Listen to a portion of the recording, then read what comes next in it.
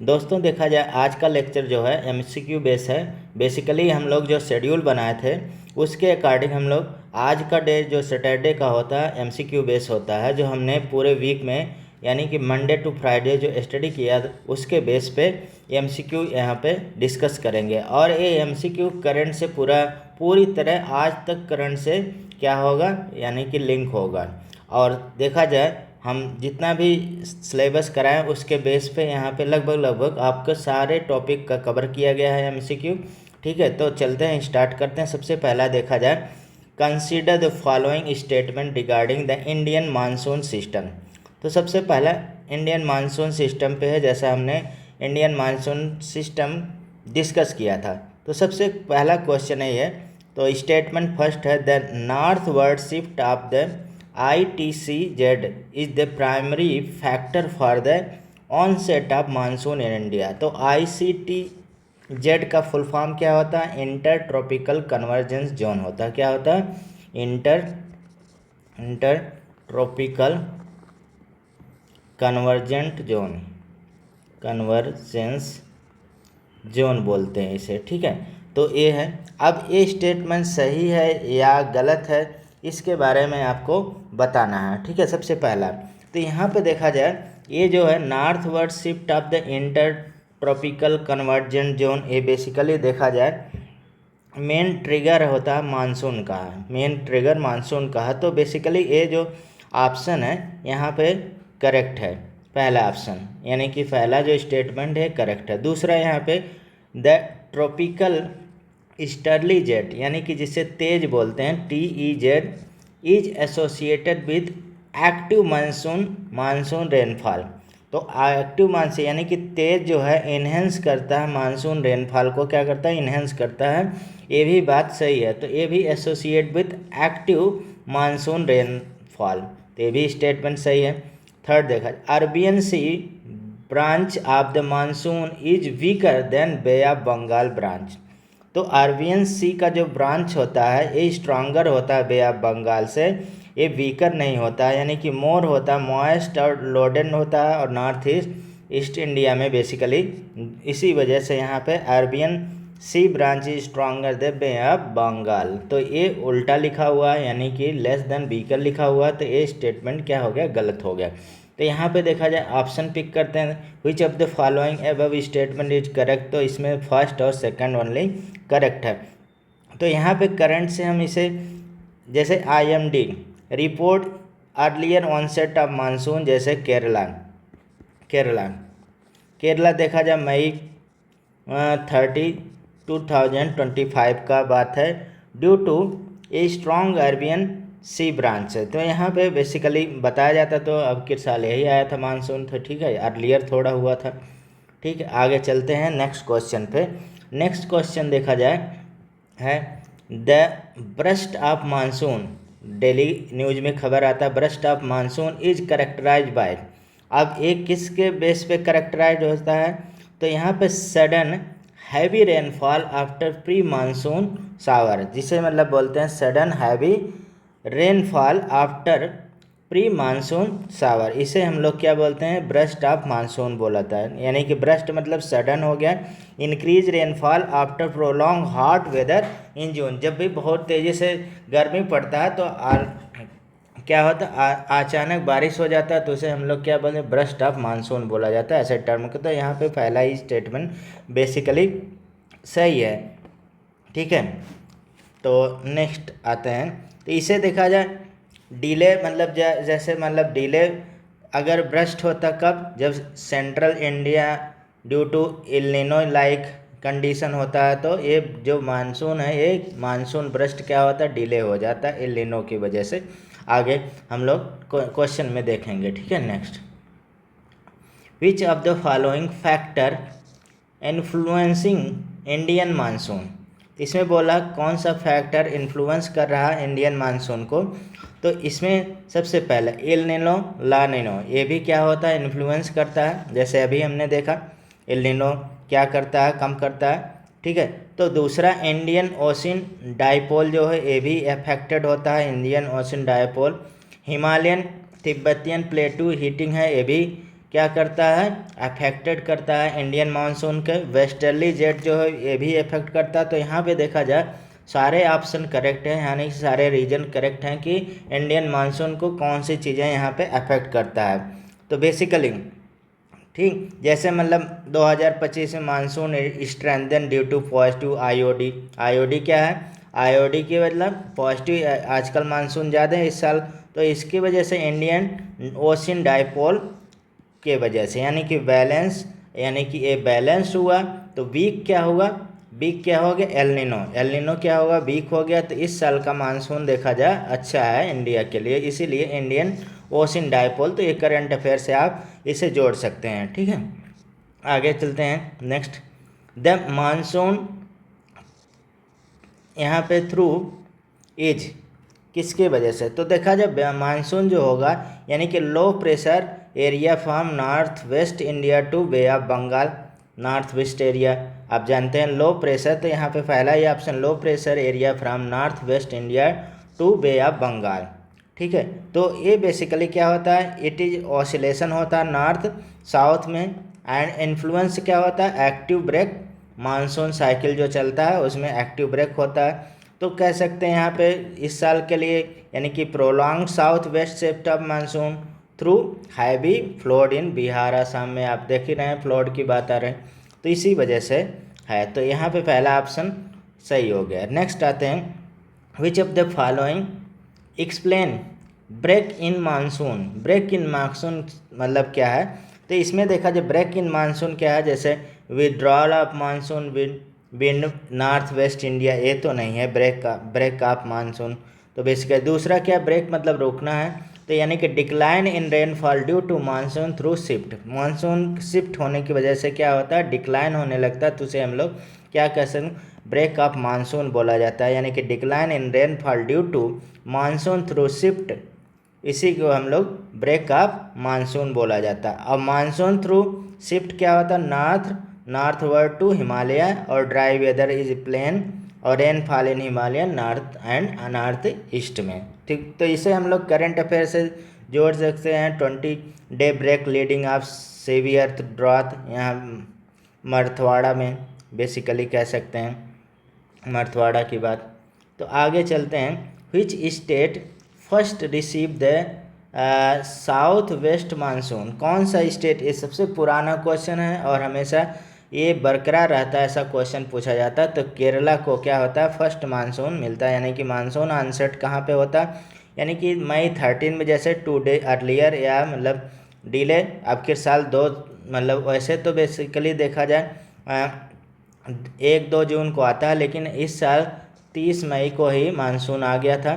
तो इसीलिए कह रहे हैं यहाँ पे किसकी वजह से, वही आईओडी की वजह से।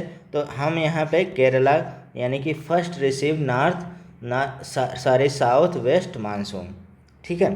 तो साउथ वेस्ट मानसून यानी कि कह सकते हैं बेसिकली साउथ वेस्ट मानसून से ही इंडिया में सबसे ज़्यादा बारिश होता है, ठीक। नेक्स्ट आते हैं question, retreating monsoon start from. Retreating मतलब कम होना, मतलब रिटार्डेशन होना, डिले होना, कहाँ से स्टार्ट हो जाता, मतलब ये start from north west India in September में स्टार्ट हो जाता है, डील मतलब धीरे धीरे कम, move southward by October तक जाता है, ये साउथ वर्ड की तरफ जाता है। यानी कि बेसिकली अगर देखा जाए यहाँ पे नॉर्थ में सबसे वही कौन है, इधर नॉर्थ वेस्ट में राजस्थान है, तो राजस्थान यहाँ पे ऑप्शन हो जाएगा, रिट्रेटिंग यहीं से स्टार्ट होता है। अब विच of the following pair is correctly match, इसमें से कौन सा पेयर करेक्टली मैच है, ऐसा पूछा जा रहा है। तो अब इसमें देखा जाए बेसिकली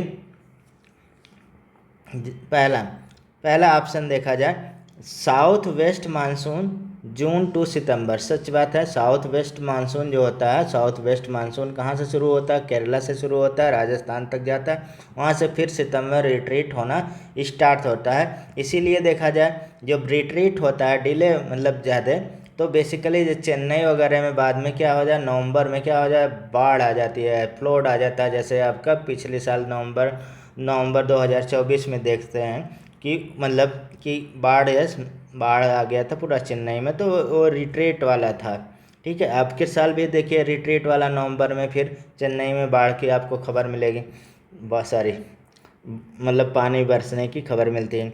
ठीक है, बाढ़ निकल गया। चलिए, north east monsoon. North east monsoon में देखा जाए क्या होता है, अक्टूबर टू नवंबर होता है। ये भी बात सही है, दोनों ऑप्शन एकदम करेक्ट मैच है। और retreating monsoon January to March. Retreating monsoon जो है जनवरी टू मार्च नहीं होता है, बेसिकली ये सितंबर टू अक्टूबर होना चाहिए। सितंबर टू अक्टूबर होना चाहिए, यहाँ पे रिट्रीट होना स्टार्ट हो जाता है, ये गलत है। तो यानी कि फर्स्ट और सेकंड क्या है, सही है। तो 1 और 2 ऑप्शन यहाँ पे करेक्ट होगा। जैसे देखा जाए यहाँ पे काज क्या है, बेसिकली रेन तमिलनाडु में इम्पैक्ट एग्रीकल्चर का होता है, बेसिकली नॉर्थ ईस्ट मानसून की वजह से। ठीक है, नेक्स्ट आते हैं द मेडन जूलियन ऑसिलेशन, यानी कि MJO, इन्फ्लुएंस मानसून बाय। अब मेडन जूलियन ऑसिलेशन क्या है, ये लेक्चर में आपने देखा। तो इन्फ्लुएंस मानसून बाय, तो मेडन जूलियन इन्फ्लुएंस क्या है, बेसिकली ये क्या मॉड्यूलेटिंग होता है इंट्रा मतलब सीजनल रेनफॉल वेरिएबिलिटी जो होता है उसी को हम लोग यहाँ पे बोलते हैं। तो यहाँ पे moulting intra seasonal rainfall variability, इसी को हम लोग क्या बोलते हैं, मेडिन जूलियन ऑसिलेशन बोला जाता है। ठीक है, इसे तो बेसिकली ये देखा जाए MJO जो होता है ये basically 30 to 60 day oscillation affecting होता है। किस पे, रेनफॉल का बेसिकली फेज जो होता है उसी में ऑसिलेट करता है, उसे हम लोग मेडन जूलियन ऑसिलेशन बोला जाता है। इन्फ्लुएंस किससे होता है, बेसिकली मानसून, और 30 से लेकर 60 डे के बीच ये चलता रहता है। जैसे देखा जाए यहाँ पे 2025 में क्या है, MGB क्या वीकर एक्टिविटी है, prolong dry spell in Bundelkhand. ठीक है, ऐसा तो बेसिकली बुंदेलखंड के लिए बोल सकते हैं। तो ये बेसिकली देखा जाए ये ऑप्शन बी यहाँ पे सही हो जाएगा। नेक्स्ट क्वेश्चन है, jet stream influence Indian monsoon in the following way. Jet stream, ठीक है, jet stream influence Indian monsoon in the following वे। तो इसमें विच आर करेक्ट यहाँ पे स्टेटमेंट है। तो पहला स्टेटमेंट आते हैं यहाँ पे, first statement, westerly jet shift northward aid monsoon onset. सच बात है ये। ईस्टर्ली जेट स्ट्रेंथ रेनफॉल करता है, jet stream determine monsoon withdrawal. तो जेट स्ट्रीम क्या करता है, बेसिकली मानसून विड्रॉल के लिए होता है। तो इसमें तीनों ऑप्शन करेक्ट हैं, तो यहाँ पे डी ऑप्शन करेक्ट हो गया। यानी कि देखा जा सकता है वेस्टर्ली क्या हो, withdrawal of winter, onset of monsoon होता है। ईस्टर्ली क्या होता है, मानसून को क्या करता है, स्ट्रेंथनिंग करता है। जैसे देखा जाए IMD noted delay shift of westerly jet, यानी कि स्लोअर क्या विड्रॉवल कह सकते हैं, स्लोअर विड्रॉवल, धीरे धीरे विड्रॉ हो रहा है। ठीक है, नेक्स्ट आते हैं क्वेश्चन, अब the Bay of Bengal branch of the monsoon is more important than Arabian Sea branch because. अब यहाँ पे बात कर रहा कि Bay of Bengal branch of monsoon is more important than Arabian Sea branch because. अब किसके लिए इम्पॉर्टेंट, तो पहला देखा जाए it cover large geographical area, नहीं ये तो गलत बात है। Bring rainfall north east Indian and Gangetic plain जो होता है वहाँ पे होता है ज़्यादातर। ठीक है, बारिश जो नॉर्थ ईस्ट वाला होता है वहीं पे होता है बेसिकली। तो बे ऑफ बंगाल ब्रांच जो होता है north east India, west Bengal और बिहार यूपी में थोड़ा बारिश होता है, तो इसके लिए इम्पॉर्टेंट है। It is stronger than Arabian Sea branch, ये मतलब स्ट्रॉन्गर नहीं होता, वीकर होता है। अरबियन सी ब्रांच स्ट्रॉन्गर होता है। It is originate near Madagascar, नहीं ये भी नहीं, तो मेडागास्कर से भी नहीं ओरिजिनेट होता है। ठीक है, तो बेसिकली यहाँ पे देखा जाए ऑप्शन आपका बी ऑप्शन हो गया। तो यानी कि देखा जाए Assam and Bihar due to Bay of Bengal branch intensification होता है, वहीं से आता है। तो अरबियन ब्रांच क्या होगा, stronger but cover mainly west coast and central India को ही कवर करता है ज़्यादातर। और नॉर्थ ईस्ट वाला जो मानसून होता है वो बेसिकली कह सकते हैं वेस्ट बंगाल, बिहार, थोड़ा यूपी का पार्ट लेके बारिश होता है। नेक्स्ट आते हैं Tamil Nadu get rainfall mainly from.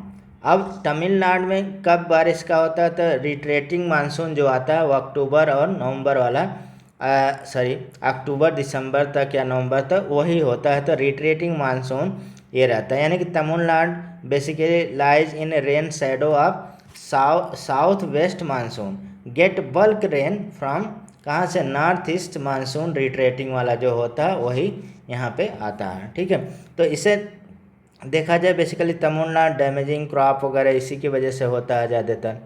Next आते हैं western disturbance in India are associate with, western disturbance किससे एसोसिएटेड है, तो वेस्टर्न जो डिस्टर्बेंस होता है और winter rainfall in north west India की वजह से होता है। तो winter rainfall north west India के लिए सी ऑप्शन हो गया।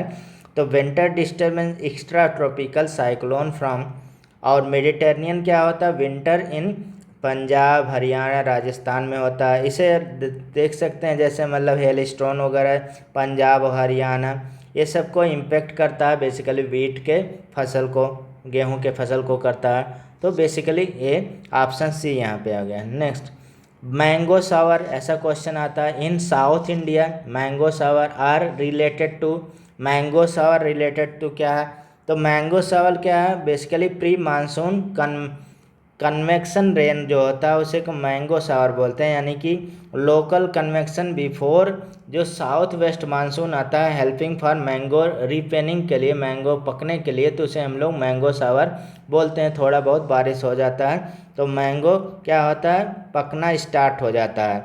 जैसे देखा जाए स्ट्रॉन्गर प्री मानसून सावर, तो मैंगो सावर यानी कि रिपोर्ट इन अप्रैल में रिपोर्ट हो जाता है। तो बेसिकली यहाँ पे क्वेश्चन का आंसर क्या हो जाएगा, प्री मानसून कन्वेक्शनल रेन जो होता है, कन्वेक्शनल रेन आप जानते हैं उसी को हम लोग प्री मानसून के, मानसून से पहले होता है उसे मैंगो सावर बोला जाता है। नेक्स्ट आते हैं which of the following region record the highest average annual rainfall in India, तो हाईएस्ट एवरेज एनुअल रेनफॉल कहाँ पे, बेसिकली मंसाराम होता है मेघालय और चिरापुंजी दोनों दिया है, तो अच्छा ऑप्शन है, तो डायरेक्ट आपका मिल गया यहाँ पे। तो बेसिकली देखा जाए यहाँ पे जो बारिश होता है कह सकते हैं 11,000 मिलीमीटर बेसिकली एनुअली होता है। वर्ल्ड वेटेस्ट प्लेस बोला जाता है इसी को, वर्ल्ड वेटेस्ट प्लेस, पूरे दुनिया में सबसे ज़्यादा बारिश यहीं पे होता है, 11,000 मिली mm कह सकते हैं। मंसाराम क्या होता है, again record highest single rainfall June में कितना हुआ था, ओवर 1000 mm हुआ था जून में, ओवर इसी जून में 2025 में, मतलब एक करेंट से हम थोड़ा जोड़ के बता रहे हैं। ठीक है, नेक्स्ट आते हैं। नेक्स्ट देखा जाए ये तो बेसिकली मानसून वाले टॉपिक पे हमने क्वेश्चन डिस्कस किया। अब देखा जाए हमने जो कवर किया था पोर्शन, उसमें पॉलिटी का प्रीएम्बल और फंडामेंटल राइट उतना नहीं करा पाया था, लेकिन प्रीएम्बल कंप्लीट कराया था। तो प्रीएम्बल और फंडामेंटल क्वेश्चन यहाँ पे मिक्स है, पिछले वीक का, इसी वीक का हमारा शेड्यूल था। ठीक है, तो फंडामेंटल राइट इस वीक में हम लोग पूरा कंप्लीट डिस्कस कर लेंगे दोनों पार्ट। ठीक है, एक पार्ट पहले करना था वो छूट गया। तो अब देखा जाए यहाँ पे लेकिन क्वेश्चन आपको मिल जाएगा, उतना आप कर लेंगे, आर्टिकल बेस्ड क्वेश्चन ज़्यादा है। सबसे पहला question, the preamble to the constitution of India is based on which document कौन सा डॉक्यूमेंट था जिस पे बेस्ड था, तो बेसिकली देखा जाए ये नेहरू द्वारा प्रस्तुत किया गया था, नेहरू रिपोर्ट मत लगा दीजिएगा। ऑब्जेक्टिव रेजुलेशन था 1946 में, और 13 दिसंबर 1946 को उन्होंने पहली बार ऑब्जेक्टिव रेजुलेशन प्रेजेंट किया था। तो यहाँ पे क्या है, ऑब्जेक्टिव रेजुलेशन, तो basically preamble inspire by objective resolution move Jawaharlal Nehru in December 1946। हाँ, it reflect the aim and philosophy of the constitution basically. और देखा जाए 2025 का क्या खबर है इसमें, यानी कि supreme court while upholding constitutional morality in constitutional amendment act petition against quoted the objective resolution as the spirit of preamble, ऐसा बोला गया। ऑब्जेक्टिव रेजुलेशन क्या है, स्पिरिट ऑफ प्रीएम्बल है, मतलब इस साल का थोड़ा सा अपडेट कह सकते हैं, मतलब ऐसा सुप्रीम कोर्ट ने बोला। ठीक है, नेक्स्ट आते हैं क्वेश्चन पे, which word were interest in the preamble by the 42 Amendment Act 1976। तो 42 Amendment Act कौन नहीं जानता है, ठीक है। तो बेसिकली इसे मिनी कॉन्स्टिट्यूशन कहते हैं, मतलब चेंज जो सबसे ज़्यादा कॉन्स्टिट्यूशन में इसी अमेंडमेंट एक्ट में हुआ है सबसे ज़्यादा। तो इसमें देखा जाए क्या चेंज हुआ, और ये अब 42 अमेंडमेंट एक्ट ऐड किया गया था सोशलिस्ट, सेकुलर और इंटीग्रिटी वर्ड यहाँ पे ऐड किया गया था, ठीक है। तो सोशलिस्ट, सेकुलर और इंटीग्रिटी वर्ड पहले यानी कि बेसिक कॉन्स्टिट्यूशन में नहीं था, ये 42 अमेंडमेंट कॉन्स्टिट्यूशन 1976 में ऐड हुआ। तो सोशलिस्ट, ठीक है, सेकुलर और इंटीग्रिटी, ठीक है। तो 2025 में लोकसभा डिबेट हुआ, demand to reframe secular credential after controversy on किसके, यूसीसी क्या है, यूनिफॉर्म सिविल कोड है, उसके लिए, ठीक है। तो बेसिकली यहाँ पे कुछ मतलब demand for reframe secular credential, जो सेकुलर क्रीडेंशियल है उसे रीफ्रेम करने की बात यहाँ पे हो रही थी। नेक्स्ट आते हैं question, which statement is correct regarding the legal status of the preamble, legal status of the preamble. तो देखा जाए ये जो है क्वेश्चन काफ़ी अच्छा, विच statement is correct regarding the legal status of the preamble. तो कौन सा यहाँ पे statement legal status of preamble है, तो it is A part of the constitution but not justiciable. तो बेसिकली देखा जाए यहाँ पे बी ऑप्शन है, ए क्या है, पार्ट ऑफ द कॉन्स्टिट्यूशन है, नॉट जस्टिसेबल है। तो इससे रिलेटेड आप जानते हैं केस वगैरह बहुत सारे, केशवानंद भारती वगैरह का केस है, बहुत सारे हमने आपको किया था, तो यहाँ पे बता दे रहे हैं। यानी कि कह सकते हैं केशवानंद भारती 1973, केशवानंद भारती 1973 का केस है supreme court. Preamble is a part of constitution, और वेरी का केस है उससे पहले 1960 में आया था, ठीक है। हमने क्वेश्चन भी कहा, earlier said not part of the constitution, it is a not justiciable, can not be enforce in court, ठीक है। तो 2024 का supreme court refer to Kesavananda ruling while rejecting PIL seeking to remove the word secular from preamble। ऐसा मतलब था, एक मतलब petition आया था सेकुलर वर्ड प्रीएम्बल से हटाया जाए। तो यहाँ पे ये केशवानंद भारती वाला यहाँ पे दिया गया कि ये बेसिक कॉन्स्टिट्यूशन का पार्ट है, तो इसे हम हटा नहीं सकते हैं, ठीक है, क्योंकि सुप्रीम कोर्ट का ही काम है इंटरप्रिटेशन, कौन सा पार्ट बेसिक स्ट्रक्चर है कौन सा नहीं है, ये सुप्रीम कोर्ट तय करेगा।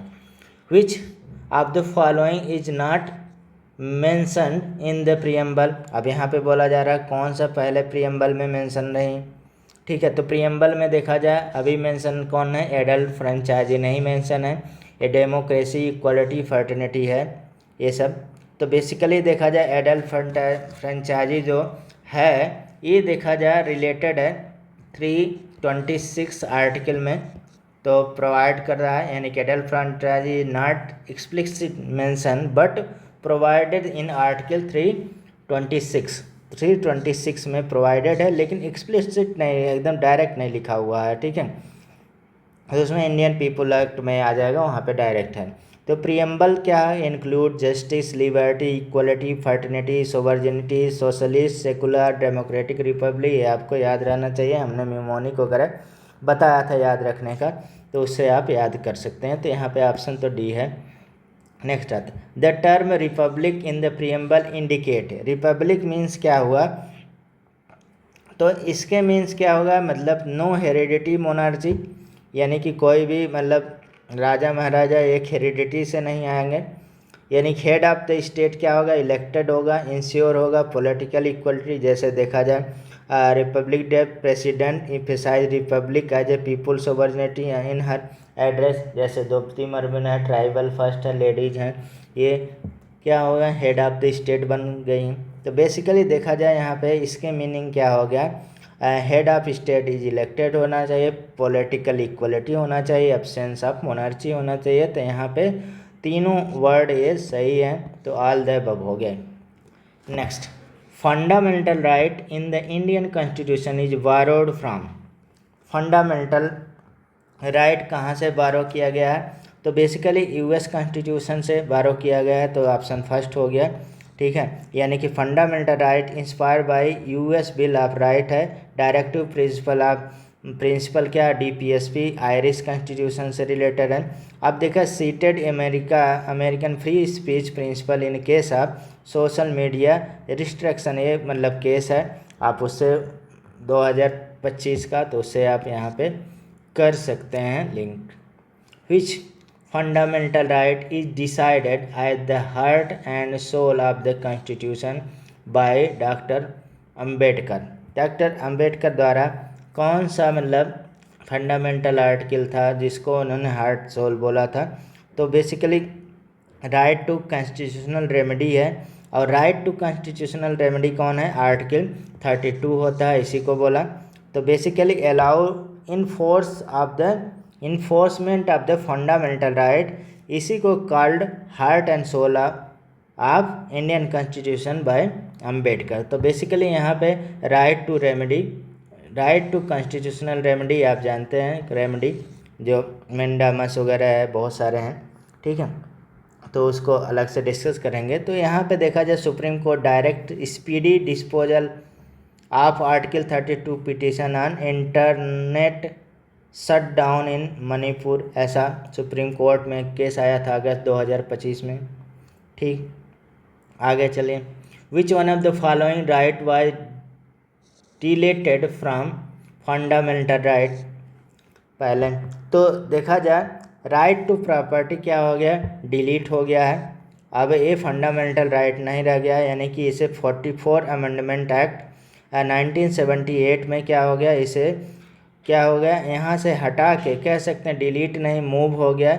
राइट टू प्रॉपर्टी आर्टिकल क्या था? 31 था, इसे मूव करके यानी कि लीगल राइट बना दिया गया, कॉन्स्टिट्यूशनल राइट बनाया गया, फंडामेंटल राइट नहीं रह गया। अंडर आर्टिकल 300A में रखा गया, ठीक है। यानी कि 2024 में एक केस था, Delhi high court rule property right are still constitutional but not fundamental in a land acquisition case में फंडामेंटल राइट नहीं है, लेकिन ये राइट टू प्रॉपर्टी राइट क्या है?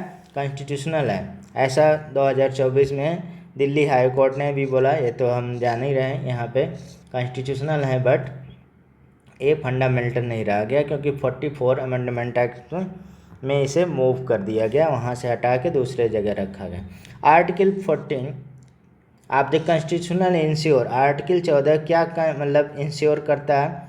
तो बेसिकली इक्वलिटी बिफोर लॉ और इक्वल प्रोटेक्शन ऑफ लॉ। तो ये दोनों बेसिकली कह सकते हैं, ये क्या करता है? आर्टिकल 14 बता रहा है, ठीक है। तो ऑप्शन क्या होगा? सी ऑप्शन यहाँ पे सही हो जाएगा, यानी कि आर्टिकल 14 इक्वलिटी बिफोर लॉ, ये ब्रिटिश कॉन्सेप्ट है। इक्वल प्रोटेक्शन ऑफ लॉ, ये क्या है? अमेरिकन कॉन्सेप्ट है। दो यहाँ पे कॉन्सेप्ट आ गए, एक इक्वलिटी बिफोर लॉ, मतलब लॉ के सामने सभी लोग इक्वल रहेंगे चाहे जो हो। तो ये बेसिकली ब्रिटिश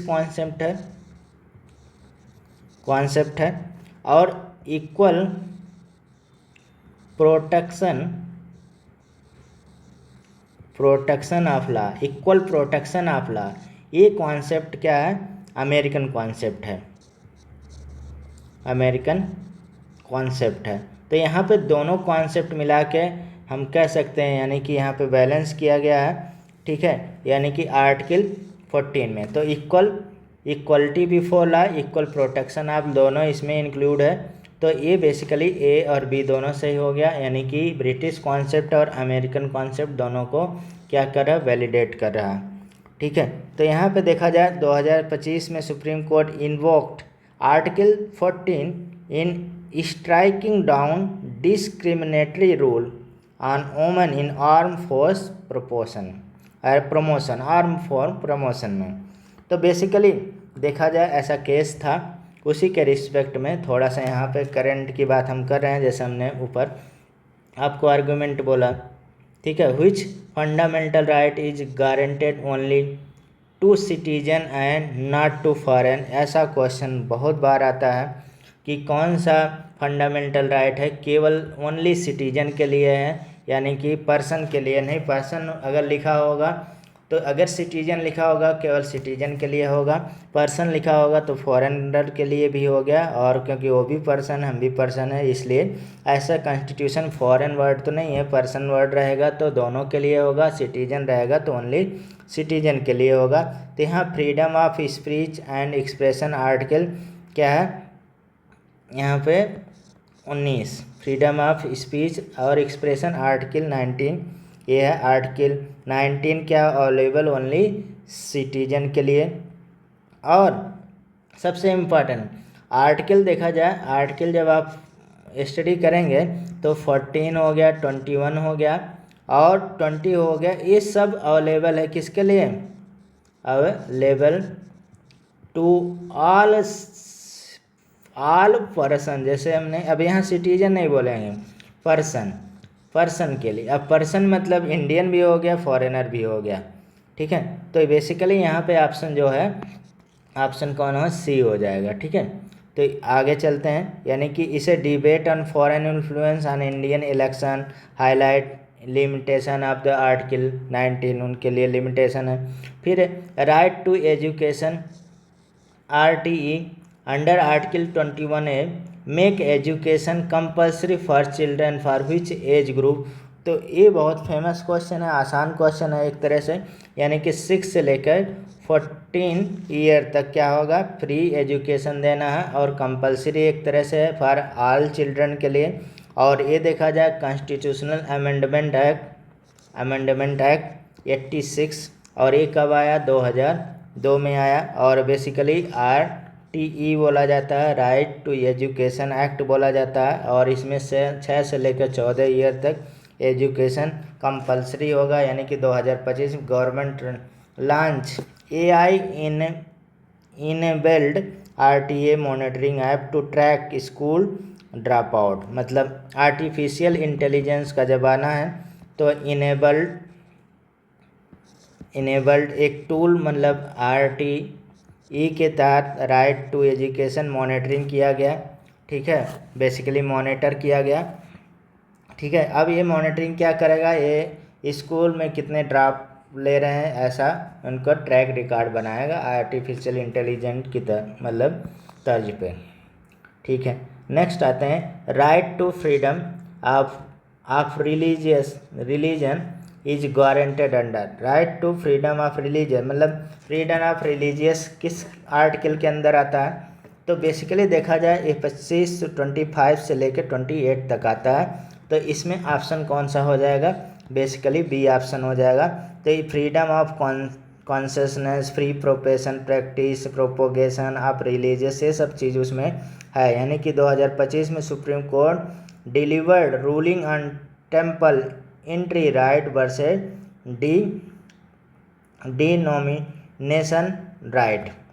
डिनोमिनेशन राइट एक केस था उसके।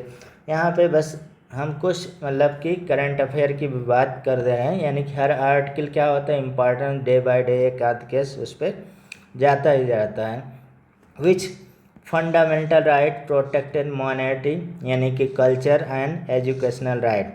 तो बेसिकली कौन सा यहाँ पे, तो आर्टिकल 29 और 30 है।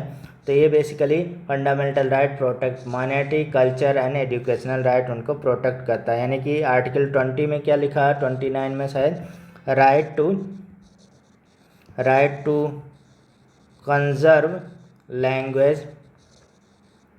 लैंग्वेज स्क्रिप्ट और कल्चर। 30 में क्या, minorities right to establish administrator educational institute establish and administration क्या, एजुकेशनल इंस्टीट्यूट मतलब वो ओपन कर सकते हैं, उसे एडमिनिस्टर कर सकते हैं। ये आर्टिकल 30 में है। 29 में क्या है, बेसिकली राइट टू मतलब पहले क्या है, अपने कल्चर, स्क्रिप्ट, लैंग्वेज, इसको प्रिजर्व करना है। दूसरा, अब उस प्रिजर्व करने के लिए क्या एजुकेशन वगैरह इंस्टीट्यूट खोल सकते हैं, ये सब उसमें दिया हुआ है। तो आप 2025 में अगस्त में जैसे upheld minority status of Aligarh Muslim university in a constitutional bench ruling, ऐसा एक केस था। Which article prohibit discrimination on a ground of religion, race, caste, sex, place of the birth. बहुत इंपॉर्टेंट क्वेश्चन है, ऐसा बहुत बार आया हुआ है। तो ये आर्टिकल क्या है, 15 आर्टिकल है। आर्टिकल 15 मतलब बेसिकली प्रोहिबिटेशन ऑफ डिस्क्रिमिनेशन है। और ये डिस्क्रिमिनेशन मतलब ये वर्ड आप याद रखिएगा, प्रोहिबिटेशन ऑफ डिस्क्रिमिनेशन। डिस्क्रिमिनेशन किसके ग्राउंड पे हो सकता है, या रिलीजियस हो सकता है, रेस हो सकता है, कास्ट हो सकता है, सेक्स बेस हो सकता है, प्लेस बेस हो सकता है, ऐसा। तो आप उसी के अकॉर्डिंग याद रख सकते हैं। 16 क्या है, ensure equality of opportunity in public employment में। और 17 आप जानते हैं टाइटल वगैरह की बात है, ठीक है। तो बेसिकली देखा जाए अब केस का, supreme Court upheld 25% OBC reservation in local body election है, सिटिंग आर्टिकल 15(4), यानी कि 15(4) का पार्ट है, सब सेक्शन, सब आर्टिकल सारी। आर्टिकल 17 आप द कॉन्स्टिट्यूशन एबॉलिश। अब आर्टिकल 17 किससे है, यानी कि बेसिकली अनटचेबिलिटी से है। अनटचेबिलिटी यानी कि abolish untouchability, parliamentary power to enforce by law, protection of civil right act, जैसे मतलब कि protection of civil right act. और ये सिविल राइट एक्ट कब का है, 1955 का है, ठीक है। अब जैसे यहाँ पे करंट से टच कर सकते हैं, नेशनल NHRC है, ठीक है, रिफ्यूजी वाला issue, notice to Bihar government over untouchability practice in rural school वगैरह था, ठीक। आगे चलते हैं नेक्स्ट क्वेश्चन पे। नेक्स्ट क्वेश्चन है आर्टिकल 14 के बारे में दिया है, प्रोहिबिटेशन क्या करता है आर्टिकल 14।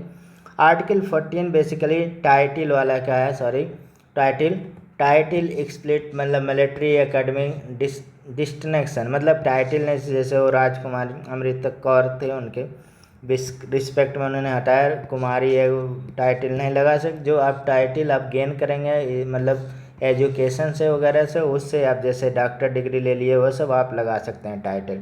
तो बेसिकली यहाँ पे टाइटल का था, title like raja, Raj Bahadur, abolish से बेसिकली मिलिट्री एकेडमिक ये सब। अब विच आर्टिकल यहाँ पे है, guaranteed freedom of speech and expression. तो freedom of speech and expression basically guaranteed कौन है, आर्टिकल 19, और ए भी इसमें है, ठीक है, 1A। तो free speech in subject to reasonable restriction यहाँ पे है, आर्टिकल 19 और 2 में है।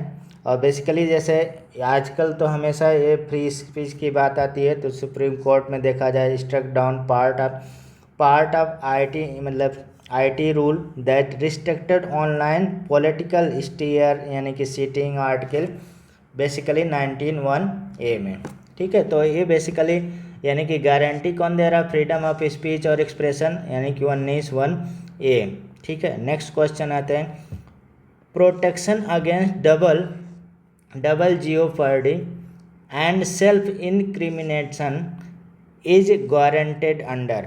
अब देखा जाए यहाँ पे बेसिकली क्या आर्टिकल ये 20 से रिलेटेड होता है, यानी कि बेसिकली कह सकते हैं no ex post facto law, यानी कि no double jeopardy, no self incrimination, मतलब एक ही गुनाह के लिए कई मतलब 2 सज़ा आप नहीं दे सकते, ऐसा यहाँ पे आर्टिकल 20 में है, यानी कि डबल जियोपर्डी नहीं हो सकता। यानी कि जैसे 2025 में high court uphold protection of accuse against force digital evidence sharing citing article. तो आर्टिकल कहाँ पे, 23rd पार्ट में है, तो ये कह सकते हैं। Next, right to life and personal liberty in under, सबसे फेमस आर्टिकल है अगर देखा जाए कोर्ट के पॉइंट ऑफ व्यू से देखा जाए, सबसे ज़्यादा केस इसी में जुड़ा रहता है, ठीक है।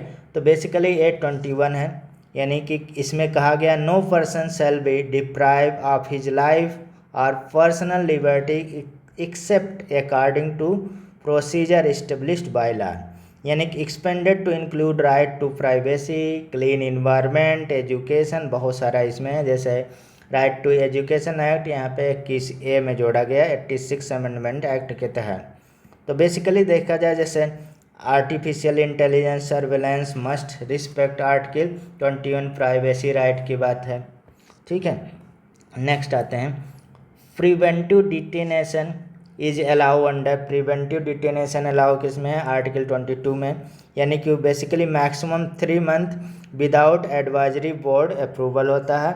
Beyond that parliament approval need होता है। इसमें अगर देखा जाए इससे ज़्यादा होगा, 3 मंथ से ज़्यादा होगा तो आपको पार्लियामेंट से अप्रूवल लेना पड़ेगा। जैसे जम्मू कश्मीर का प्रिवेंटिव डिटेनेशन लॉ चैलेंज अगेंस्ट इन सुप्रीम कोर्ट अंडर आर्टिकल 22, ठीक है। अब देखा जाए ये बेसिकली प्रीएम्बल और फंडामेंटल राइट पे कुछ क्वेश्चन थे। बेसिकली हमने प्रीएम्बल अच्छे से डिस्कस किया था, लेकिन फंडामेंटल राइट अभी नहीं, अब इस वीक में हम स्टार्ट करेंगे, ठीक है। तो फिर वहाँ पे और अच्छे से क्वेश्चन लगाए। अभी जितना भी क्वेश्चन था आर्टिकल बेस्ड था, ये आपको एक तरह से मेमोराइज होना चाहिए, सब इम्पॉर्टेंट आर्टिकल थे।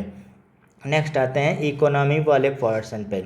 अब इकोनॉमी में पहला क्वेश्चन है, जैसे इकोनॉमी में हमने डिस्कस किया था जीडीपी, जीएनपी और नेशनल इनकम, इससे रिलेटेड मतलब यहाँ पे क्वेश्चन है।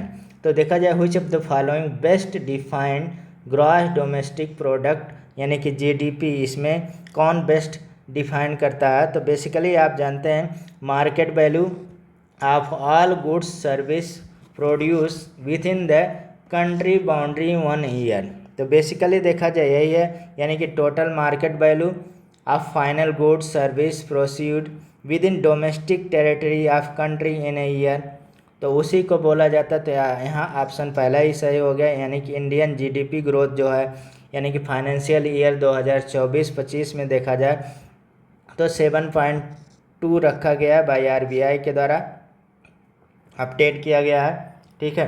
तो ये 7.2 इस साल का बेसिकली है 24-25 का।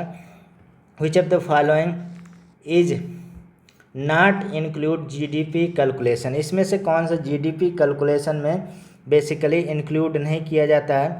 तो यहाँ पे कह सकते हैं सर्विस लिंक बैंकिंग एजुकेशन होता है, final goods sold in market ये भी होता है, ठीक है।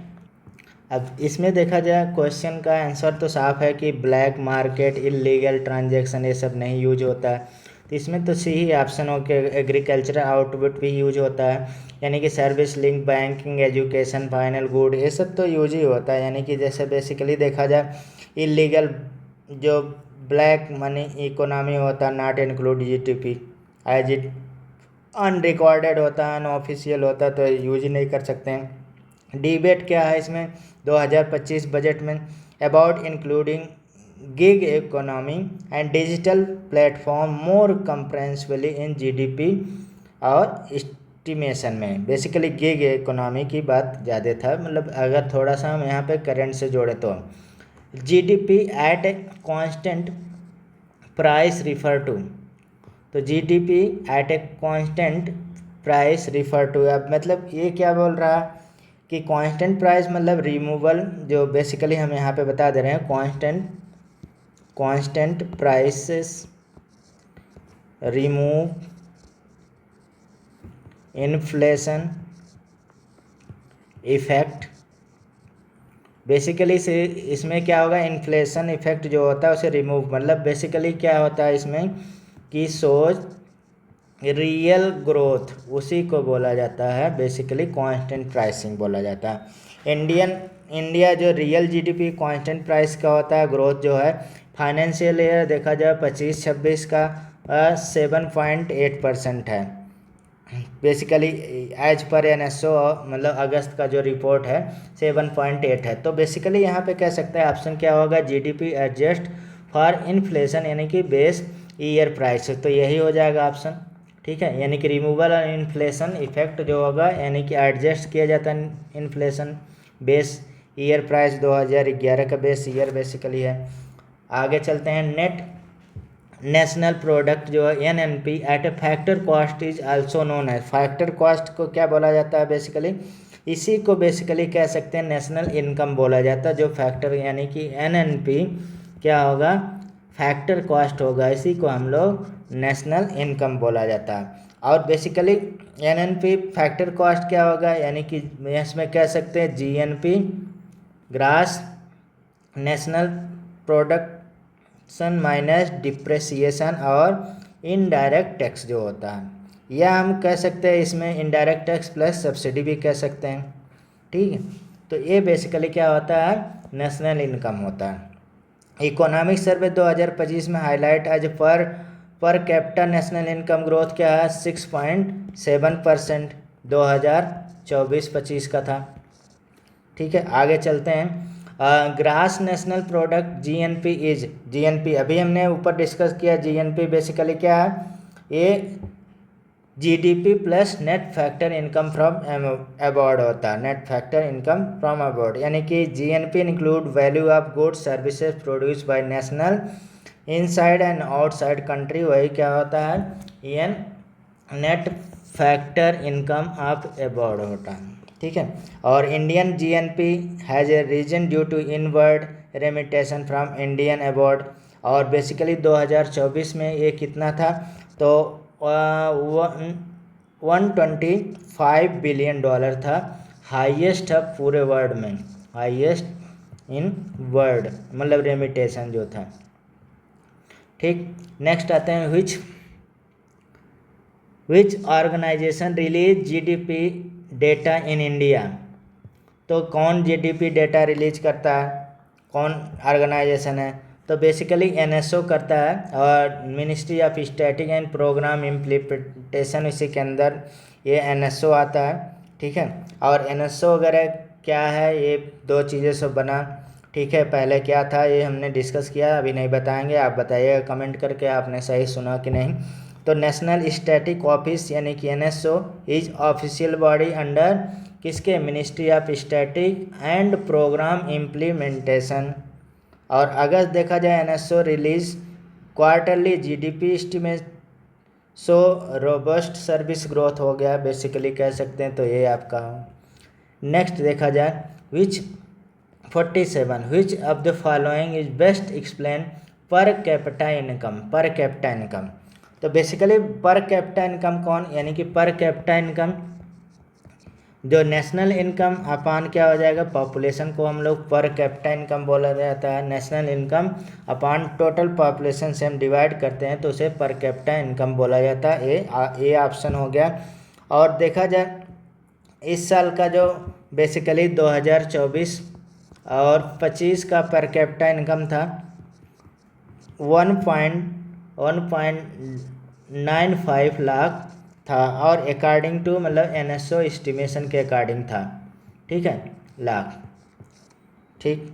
नेक्स्ट आते हैं which among the following is consider the most accurate measure of economic growth, most accurate, तो बेसिकली देखा जाए रियल जीडीपी जो होता है वही मोस्ट एक्यूरेट क्या होता है, मेजर करता है इकोनॉमिक ग्रोथ। तो जीडीपी देखा जाए यहाँ पे जीडीपी एक क्या होगा, डिफ्लेक्टर होता है, डिफ्लेटर, तो ये बेसिकली नॉमिनल जीडीपी जो होता है, नॉमिनल जीडीपी, और इसमें नॉमिनल जीडीपी अपान कह सकते हैं रियल जीडीपी और इनटू 100, यही क्या होगा बेसिकली जीडीपी डिफ्लेक्टर होता है, ठीक है। और ये रियल जीडीपी बेसिकली कह सकते हैं मोस्ट एक्यूरेट मेजर करता है, ठीक है। और करंट में देखा जाए ये जीडीपी जो डिफ्लेक्टर इन्फ्लेशन है तो ये 3.1% था, मॉडरेट था बेसिकली 2024 और 2025 में जो इकोनॉमिक सर्वे था। नेक्स्ट आते हैं term GDP deflector used measure, तो ये बेसिकली किसके लिए मेजर किया जाता है, तो पर्सनल इनकम पर्सनल टैक्स यहाँ पे ऑप्शन दो दूसरा हो गया, तो यहाँ पे कह सकते हैं जीडीपी डिफ्लेक्टर क्या है, जीडीपी डिफ्लेक्टर अभी हमने बताया यहाँ पे, ठीक है। तो ये क्या हो जाएगा, GDP deflector income in equality inflation in economy, तो इसमें ऑप्शन कौन सा हो जाएगा, इन्फ्लेशन इन इकोनॉमी, यानी कि अभी हमने जीडीपी डिफ्लेक्टेड बता दिया, नॉमिनल जीडीपी अपान रियल जीडीपी इंटू 100 को ही जीडीपी डिफ्लेक्टेड बोल देते हैं। और ये इन्फ्लेशन था 3.1 था 2024-25 का। ठीक है, नेक्स्ट आता है डिस्पोजेबल पर्सनल इनकम, डीपीआई जिसे बोला जाता है शॉर्ट में। डीपीआई क्या है? Actual income available to household after tax for spending saving. तो बेसिकली इसमें क्या हो जाए? पर्सनल इनकम, पर्सनल टैक्स वाली बात हो जाएगी ये। करंट में देखा जाए हाउस होल्ड सर्विस और rise disposal income urban area boosting consumption basically है। तो पर्सनल इनकम डिस्पोजल टैक्स वाला बात यहाँ पे आता है।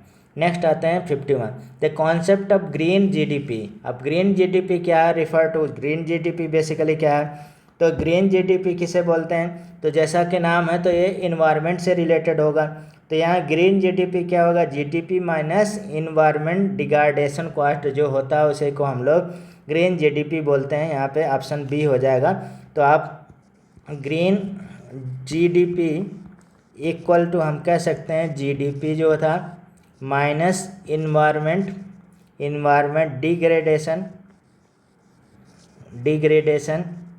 कॉस्ट।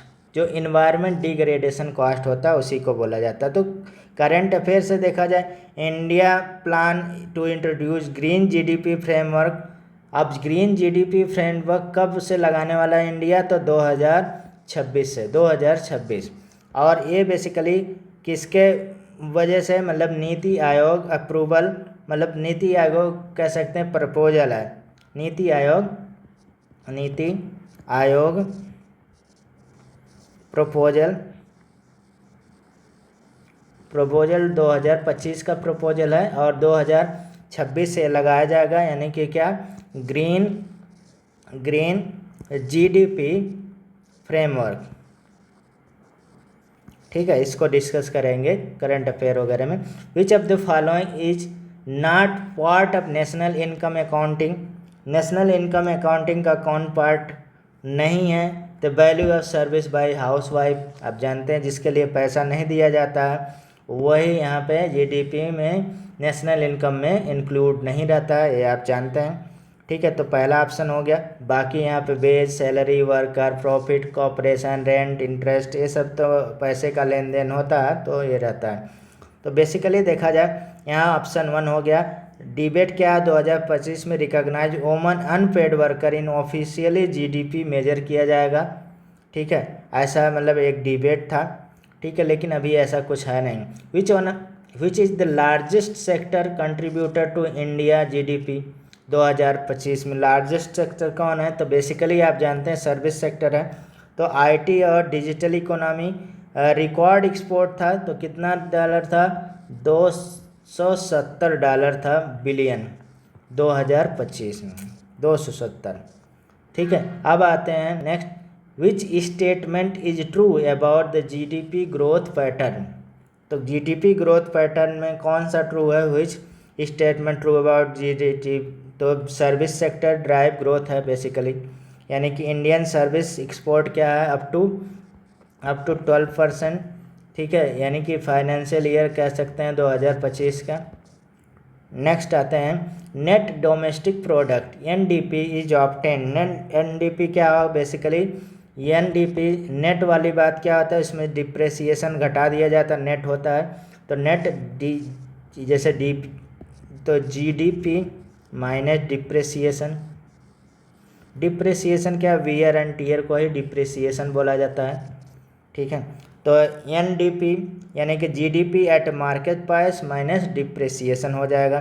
तो इकोनॉमिक सर्वे 2025 में क्या था? 2024-25 noted high capital depreciation due to old infra की वजह से। वो जो ओल्ड इंफ्रास्ट्रक्चर है उसमें वियर एंड टीयर रहता है, काफ़ी मशीनें ख़राब रहती हैं, पुरानी रहती हैं।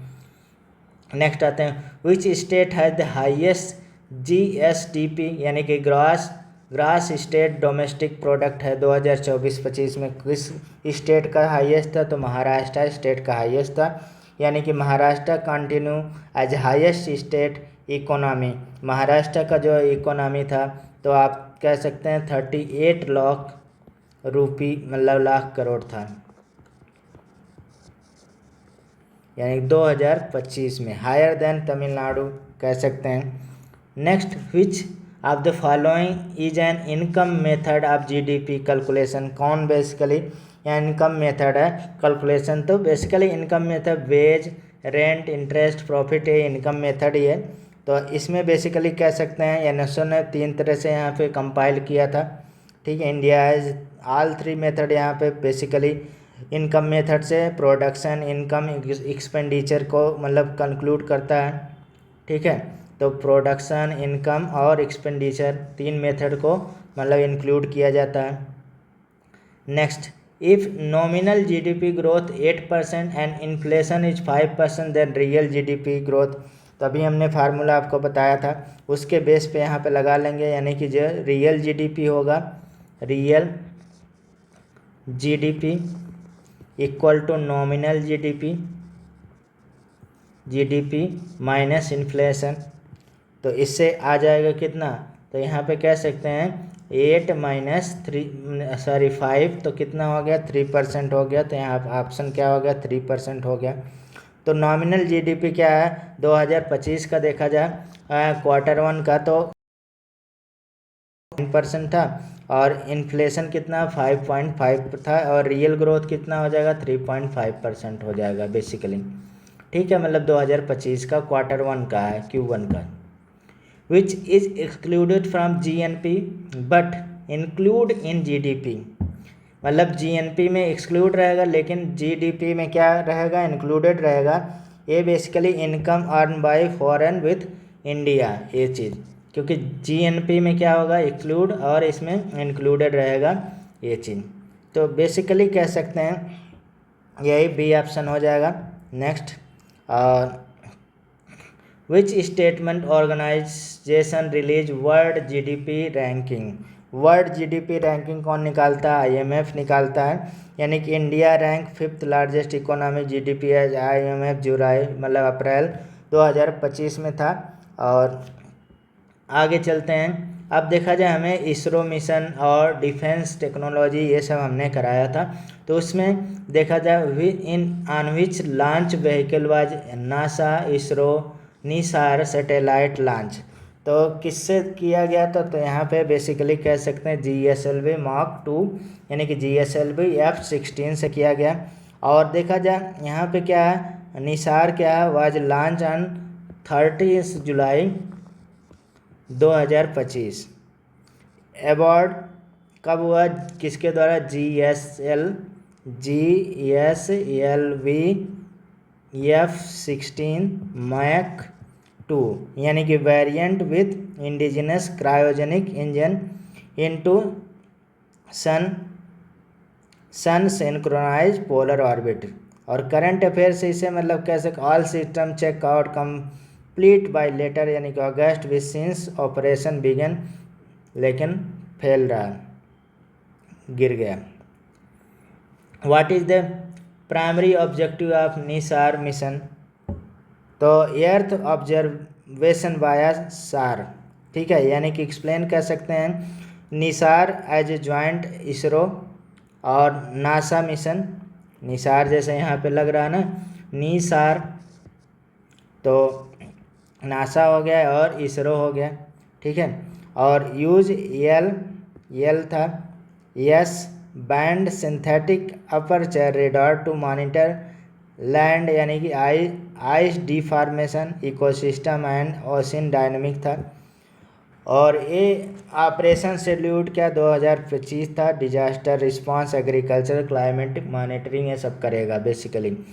तो इसमें क्या होगा? एर्थ ऑब्जर्वेशन वाया सार, ये option. What key step ISRO taking ahead of the Chandrayaan 4 mission, ठीक है बेसिकली। तो इसमें देखा जाए constructing lunar sample curation facility, ये सी था। तो इसमें देखा जा सकता है ISRO establish clean room standard facility, मतलब storing lunar soil rock sample return by Chandrayaan 4 to prevent contamination. और मिशन क्या है? Amid collective persistent lunar sample ISRO compile confinement system plant. तो basically a constructive lunar simple curation facility, ये option हो जाएगा। Next आते हैं, which instrument on board Aditya L1 has completed 1 year solar observation. तो बेसिकली इसमें जो suit solar ultraviolet imaging telescope, यही हो जाएगा ऑप्शन। तो सूट क्या है, सोलर अल्ट्रावायलेट इमेजिंग टेलीस्कोप है। और बेसिकली कह सकते हैं ये क्या है, ऑब्जर्विंग द सन, यानी कि 200 to 400 nanometre band, helping study solar flares atmospheric coupling since September 2023 से चल रहा है। और ईयर देखा जाए, long operation insight recently publish August 2025 में, highlighting an UV imaging achievement आया इसका। तो ये बेसिकली पहला ऑप्शन सही हो गया। Next, what defence system did not unveil under mission Sudarshan चक्र इन अगस्त 2025, कौन सा है इसमें? तो इसमें देखा जाए basically country wide anti missile shield था, यानी कि mission Sudarshan Chakra aim to build a layer mission defence system like iron dome. और यस आयरन डोम आप जानते हैं, इतना फेमस डिफेंस सिस्टम इजराइल का है। और S-14 for comprehensive aerial threat, यानी कि इंटरसेप्शन यूजिंग AI और क्वांटम सेंसर, ये सब है। Prime minister announce it and 15 August 2025, यानी कि project Kush to start, project का नाम क्या है, project Kush to start trial 2026 से ट्रायल इसका स्टार्ट हो जाएगा। What is a project Akashteer? Project Akashteer क्या है? तो basically AI inbuilt air defence C2 system है। ये क्या काम करता है? प्रोजेक्ट अक्षतीर, यानी कि बेसिकली BEL कह सकते हैं। BEL is a automated air defence control reporting system integrating ISRO satellite और नैविक है, आर्टिफिशियल इंटेलिजेंस होगा, battlefield map for real time targeting and drone swarm control. और basically 100 unit delivered by September 2024, full order 455 unit to be completed April 2027 तक complete हो जाएगा। ठीक है, next आते हैं, which hypersonic missile is being developed by DRDO for navy under development. ठीक है, तो इसमें देखा जाए बेसिकली कौन है, लारसम long range anti ship missile है। लॉन्ग रेंज इसमें क्या है, hypersonic anti ship missile under trial, ship land base variant है। स्पीड मैक कितना है, मैक 8 to 10 रेंज है और ग्रेटर देन 1500 किलोमीटर है। करंट अफेयर का reflect India move toward next gen naval strike capability है बेसिकली। नेक्स्ट आते हैं, what is the status of tactical ballistic missile, यानी कि प्रलय एज ऑफ अर्लियर 2025, प्रलय की बात। तो बेसिकली इसमें induced displaced during Republic day, induced and displaced during Republic day. ठीक है, और प्रलय missile completed development twin launch system है। शोकेस कह सकते हैं 26 जनवरी 2025 का था, परेड में था, ये शोकेस था। और part of Indian expanding tactical missile regional rocket force plan under way, ये सब बेसिकली है। तो ये चीज़ आ जाएगा प्रलय के लिए। What kind of warfare mark new arm race between India and Pakistan in May 2025, कौन टाइप का था? तो बेसिकली कह सकते हैं ड्रोन वारफेयर था। ड्रोन वारफेयर क्या है, ड्रोन से, यानी कि India and Pakistan engage large scale drone, यानी कि streams. India used anti drone radar, HORP drone हो गया। इन्वेस्टमेंट UAV टेक ट्रिपल और हाईलाइट देखा Indian increase focus on drone defence and precious UAV, ये सारे ड्रोन वारफेयर का। What defence policy framework was release during Ran Samvad 2025। तो ये क्या है, यानी कि रन संवाद क्या है 2025 का, तो ये बेसिकली है टेक्नोलॉजी प्रोस्पेक्टिव यानी कैपेबिलिटी रोड मैप यानी कि TPCR और multi domain operative doctrine MDO ये है।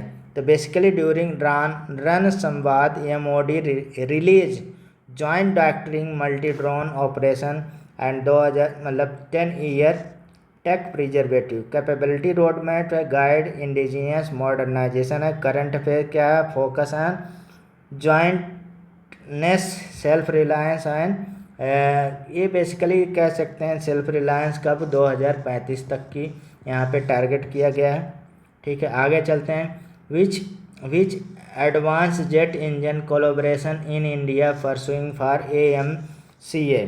तो AMCA क्या है, basically India collaborating with Safran produce advance jet engine AMCA supporting made in India fighting engine initiative announce किया रन संवाद 2025 की push self reliance aerospace tech वाली बात यहाँ पे।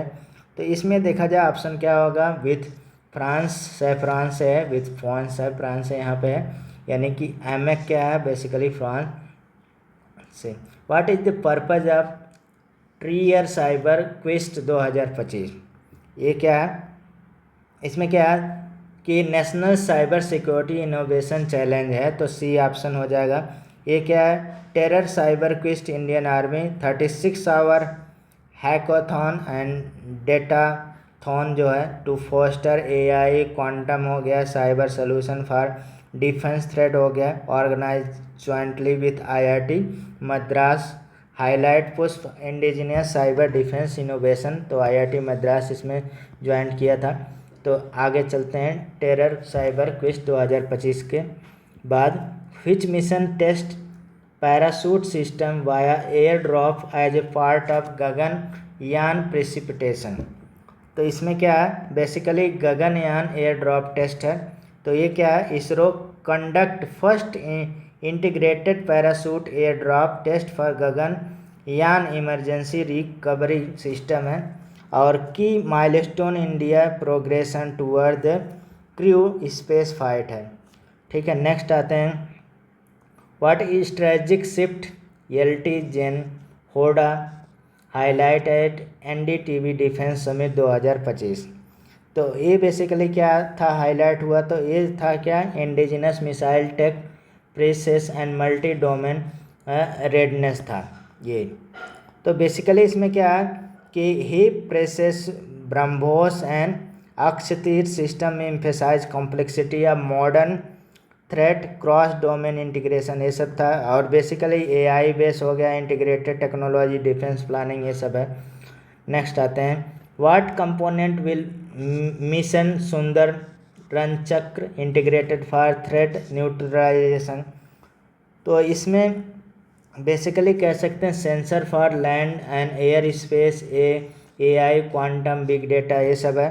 तो इसमें क्या है, मिशन सुंदरम क्या है, सुदर्शन चक्र मिशन सुदर्शन चक्र में क्या है कि investing multi domain intelligence sensor on all front में पावर्ड बाय AI और quantum and real time analysis से सब है इसमें मिशन सुदर्शन चक्र में। अब आते हैं डिफेंस टेक्नोलॉजी पार्ट पे। डिफेंस टेक्नोलॉजी पार्ट में BrahMos missile is joint venture between. तो ये बहुत पुराना क्वेश्चन है। तो ब्रह्मोस मिसाइल जॉइंट वेंचर किसके बीच है, यानी कि सुपरसोनिक क्रूज मिसाइल मैक 2.8 से 3 था, और एयर लैंड सी सबमेरीन वेरिएंट है, नेम आफ्टर क्या है, ब्रह्मपुत्र और मॉस्को का रिवर है। तो दोनों मिला के क्या होता है, ब्रह्मोस। ये ब्रह्मपुत्र और मॉस्को का रिवर क्या होगा, मतलब मॉस्को में रिवर है कौन, मॉस्को रिवर रसिया का। तो इंडिया रसिया यहाँ पे जॉइंट वेंचर है उसके तरह बना है। ठीक है, अब देखा जाए यहाँ पे इंडिया साइन किया $375 million deal with Philippine for BrahMos coastal battering export push continue, मतलब इतने बिलियन का डॉलर किया कि इसके लिए ब्रह्मोस के फिलीपीन को देने के लिए। Tejas Mach 2 is upgraded over Tejas Mach 1 mainly in, तो किसके रिस्पेक्ट में अपग्रेड किया गया है, तो लार्ज पेलोड है और रेंज ज़्यादा है इसका। तो देखा जाए इसमें थोड़ा सा कंपेयर कर लिया जाए, जो तेजस है, तेजस मैक 2 है, ये मीडियम वेट फाइटर है, यानी कि MWF बोलते हैं, और मोर पावरफुल है, मतलब GE414 इंजनिंग और 6.5 टन पेलोड होता है, ठीक है। अब रिप्लेस मर्ज मतलब कि बेसिकली 2000 हैं, जगुआर वगैरह ये सब चीज़ें।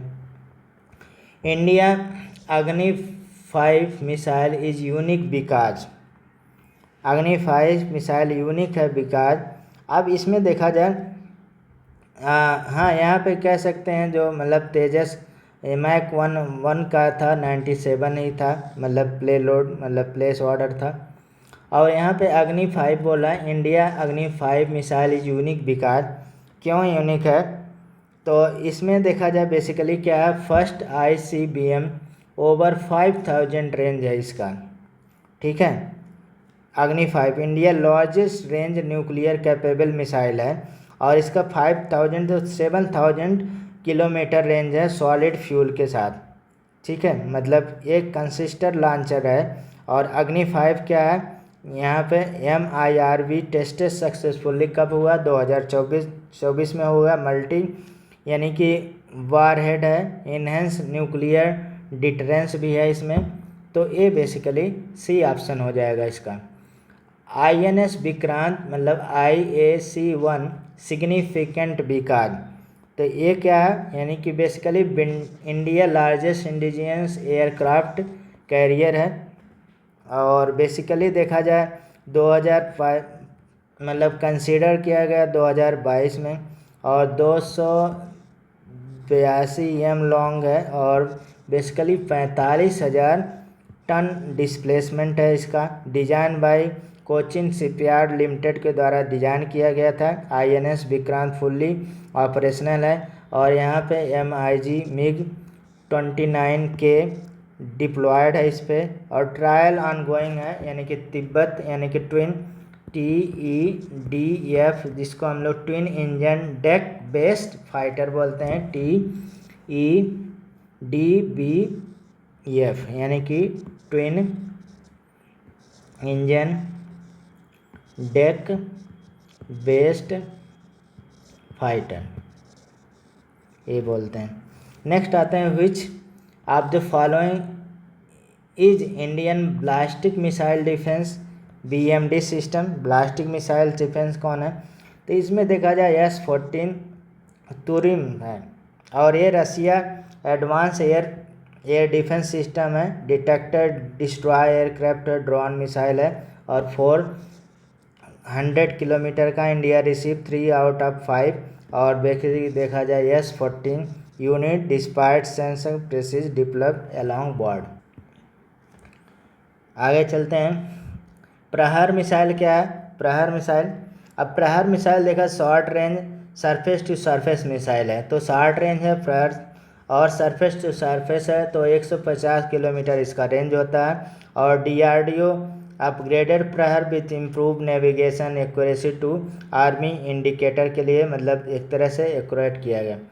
विच इंडियन UA यानी कि अनमैन्ड एयर व्हीकल जो होता है use for long endurance of surveillances, तो ये बेसिकली क्या होगा 82 यानी कि बेस रुस्तम सेकंड टापस है, यही है।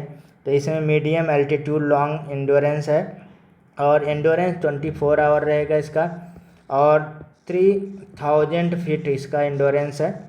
और basically Rustam second successfully completed user trial indication express, मतलब कह सकते हैं 2026 से हो जाएगा इसका।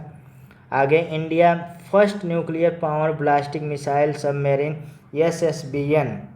SSBN कौन है, तो INS अरहंत है बेसिकली। लॉन्च 2009 में हुआ। कमेंशन ये कब हुआ? 2016 का है।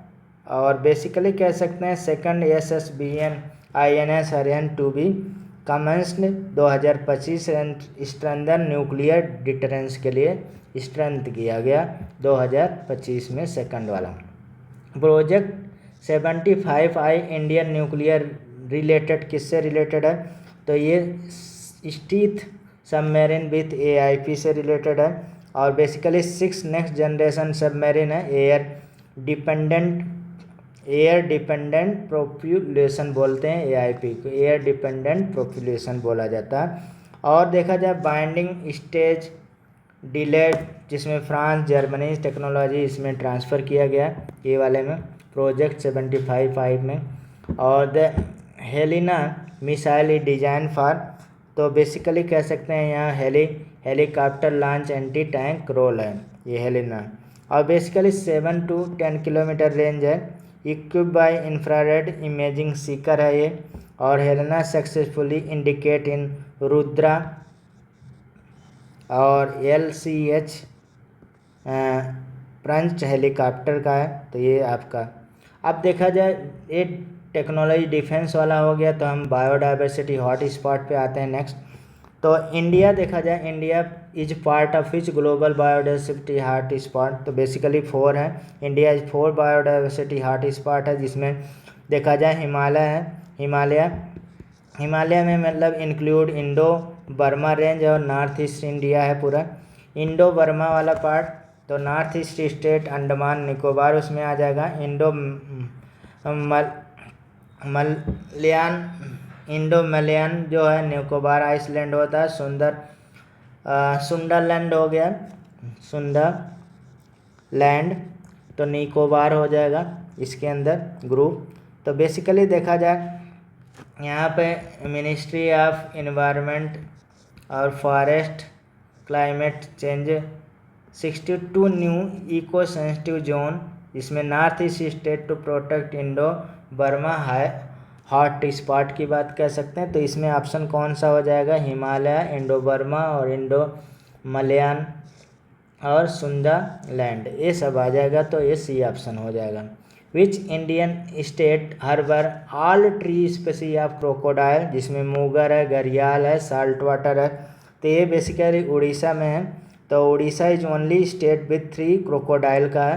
3 क्रोकोडाइल उसमें है।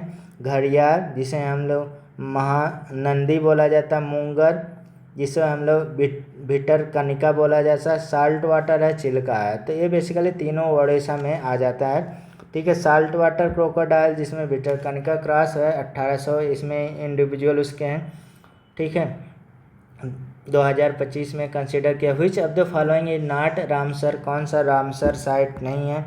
तो इसमें देखा जाए तेहरी डैम जो है रामसर साइट नहीं है, बाकी चिल्का लेक है, सुंदरबन वेटलैंड है, लोकटेक लेक हो गया, ये सब है। रामसर क्या होगा? वेटलैंड इंटरनेशनल इम्पोर्टेंस है, जिसमें अगस्त इंडिया में देखा जाए अब इंडिया में अगस्त में 82 रामसर साइट हैं, लार्जेस्ट इन एशिया है, सबसे ज़्यादा एशिया में है।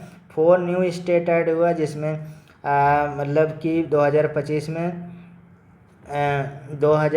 में जो नया ऐड हुआ था वो अनकसमुंद्रा है और ये कर्नाटका का है। और तंपारा लेक है, तंपारा लेक उड़ीसा में है, उड़ीसा में। और सतकोसिया उड़ीसा का है, सतकोसिया। और बेसिकली भिंडवास कहाँ का? हरियाणा का है। तो बेसिकली जैसे हम लोग यहाँ पे 4 नए ऐड हो गए। ठीक है, तो 78 79 हम लोग पढ़ते थे, तो यहाँ पे 82 इस समय हो गया। अगस्त 2025 तक का ये अपडेट है। Which biodiversity act provided people biodiversity register PBRS। अब इसे कौन सा बोलते हैं? बायोलॉजिकल डाइवर्सिटी एक्ट 2002 का है, इसी को बोला जाता है। और PBRS रिकॉर्ड क्या होगा, local traditional knowledge of biodiversity, जिसमें manage by biodiversity management committee यानी कि BMC इसे मैनेज करेगा।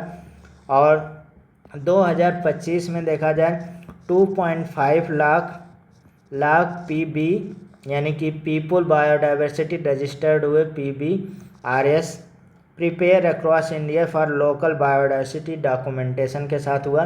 तो ये भी ऑप्शन हो जाएगा इसमें 90। Which of the following national park is not a part of Himalayan biodiversity hot spot से रिलेटेड नहीं है। तो गिर कहाँ पे, ये देखा Nanda valley, valley of flower, Manas, ये सब हिमालय बायोडाइवर्सिटी से रिलेटेड है। जो गिर है ये गुजरात में एसेटिक लायन हैबिटेट है, आउटसाइड हिमालयन एक तरह से हॉट स्पॉट हो गया। मानस, Nanda Devi, valley of flower है हिमालयन हॉट स्पॉट के अंदर आता है। और देखा जाए 2025 में snow leopard population census start in Himalayan hot spot using AI camera से, आर्टिफिशियल इंटेलिजेंस कैमरा से स्नो लेपर्ड का नंबर पता लगाने के लिए स्टार्ट किया गया 2024 में। आगे बायोमास रिजर्व अंडर यूनेस्को यानी कि man and biosphere programme from India include. तो बेसिकली इसमें देखा जाए कितने हैं रिजर्व, 18 रिजर्व है एकदम अपडेटेड। तो इसमें देखा जाए यूनेस्को में basically 18 UNESCO recognise biosphere reserve है 2025। और बेसिकली लेटेस्ट जो एंट्री हुआ लेटेस्ट, ये बहुत इम्पॉर्टेंट है, पन्ना बायोस्फीयर रिजर्व, ये 2020 में। और प्रपोजल टू इंक्लूड, अब प्रपोजल कौन है, include Simlipal Orissa is global network under review के अंदर चल रहा है 2025 में, लेकिन अभी 18 बायोस्फीयर रिजर्व हैं। नेक्स्ट आते हैं Nilgiri biosphere reserve separate across, कहाँ सेपरेट है। तो इसमें केरला, तमिलनाडु, कर्नाटका में है। केरला, तमिलनाडु और कर्नाटका तो पहला ऑप्शन हो गया। फर्स्ट इंडियन बायोस्फीयर है और ये 1986 में ही यूनेस्को के अंदर आया था। और होम लायन है जिसमें मकाको हो गया, नीलगिरी, थार पाए जाते हैं। लायन टेल मकाको साइट मतलब साइलेंट वैली यानी कि नॉर्थ मतलब कह सकते हैं केरला में देख सकते हैं नीलगिरी बायोस्फीयर में। Which is not a critical endanger species India, इसमें कौन है। तो बेसिकली इंडिया में ओलिव रेडली टर्टल नहीं है, बेसिकली ये क्रिटिकल इंडेंजर नहीं है, वेनरेबल होते हैं, IUCN के वेनरेबल हैं, ठीक है। क्रिटिकल इंडेंजर जैसे बस्टर्ड हो गया, ड्यूलोंग हो गया, ये सब बस्टर्ड हो, इंडियन बस्टर्ड हो गया, डुलांग हो, गुटी सिफार, ये भी मतलब चिल्का उड़ीसा कोस्ट में क्या होगा, हाईएस्ट मास नेस्टिंग है 5 ईयर्स से कह सकते हैं। आगे western Ghat UNESCO world heritage due to, अब वेस्टर्न घाट को क्यों वर्ल्ड हेरिटेज बनाया, क्योंकि एडेमिक स्पीसी यहाँ डाइवर्सिटी बहुत ज़्यादा है। एडेमिक स्पीसी क्या होता है ये आप बताइएगा कमेंट करके, हमने इकोलॉजी में बताया। वन ऑफ द वर्ल्ड 8 हाइटेस्ट मतलब स्पॉट है, इसमें ओवर 1500 एडेमिक स्पीसी फ्लावरिंग प्लांट है, ठीक है ऐसा। तो एडेमिक स्पीसी बहुत ज़्यादा है इसीलिए, यानी कि सुप्रीम कोर्ट ऑर्डर किया था eco sensitive zone must extend 1 kilometre around western Ghat protected area 1 kilometre. आगे national biodiversity authority NBA is located कहाँ पे है, बहुत फिर चेन्नई में है, ठीक है। तो नेशनल बायोडाइवर्सिटी अथॉरिटी जो है चेन्नई में है और ये कब बना, 2002 में बना, ठीक है। और रेगुलेट अक्रॉस बायोलॉजिकल रिसोर्स जिसमें कह सकते हैं ABS क्या होता है,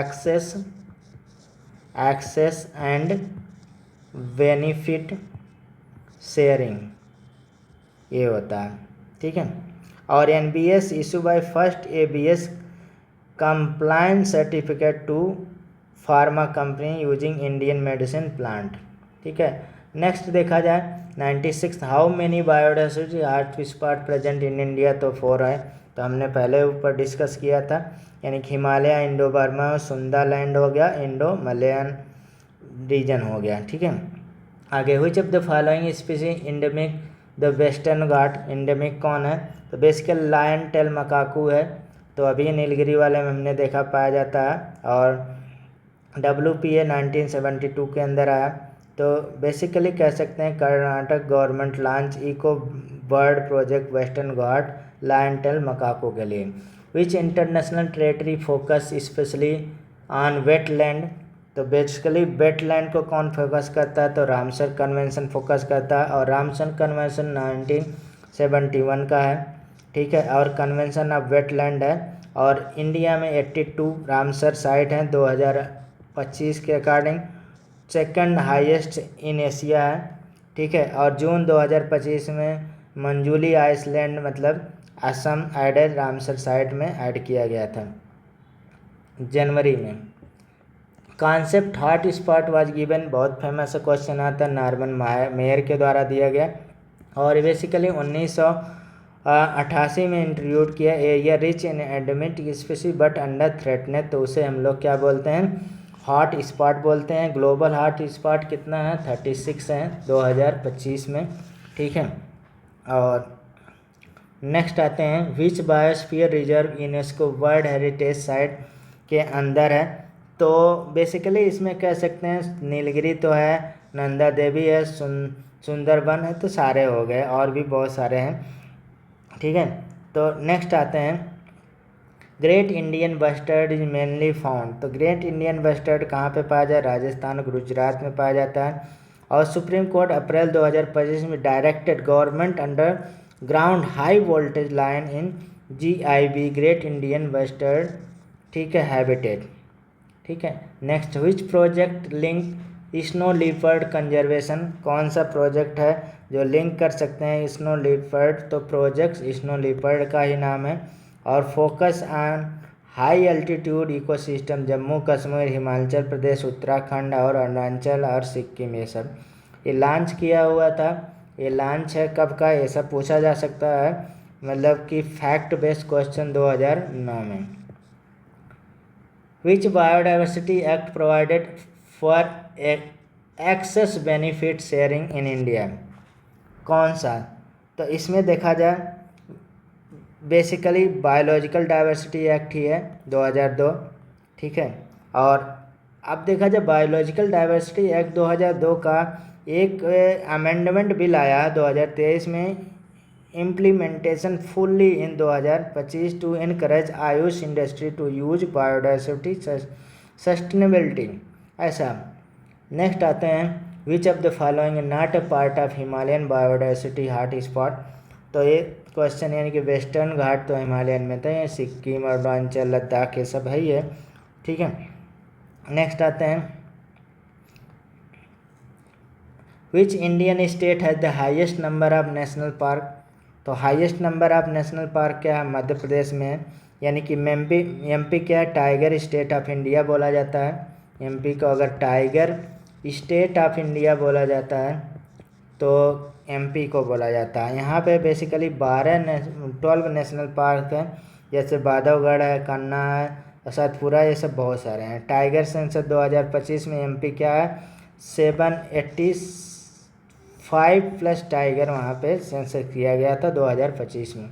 विच international agreement is legally bind on biodiversity conservation, कौन सा, तो CBDT है, ठीक है, यानी कि कन्वेंशन ऑन बायोलॉजिकल डाइवर्सिटी है।